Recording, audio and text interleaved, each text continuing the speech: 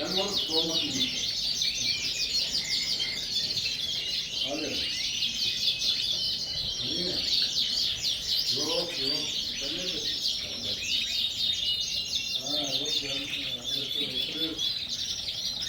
Tamam. Öyle arkadaşlar da oturuyor. Onlar da geliyor. Yok. Gelemem.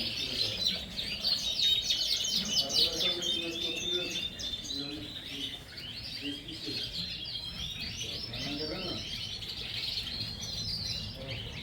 Bak arada.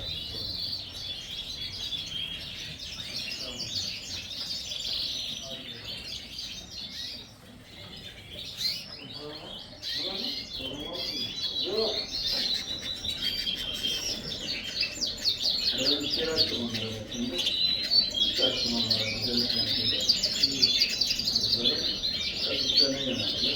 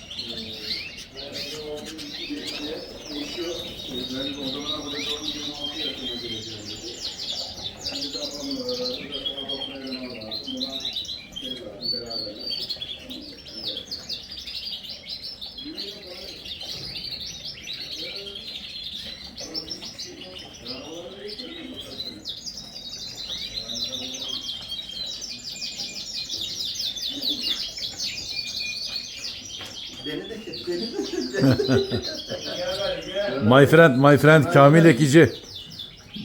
Selam.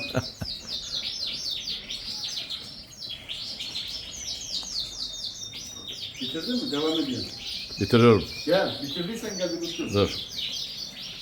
Şöyle. Yemeğe gel. Gel beni de çek. Aynen. Bir grafın arkasına geçeyim mi? Evet aynen geç. Ama sen yavru şeye geçeceksin. Şöyle bir masaj yapar gibi.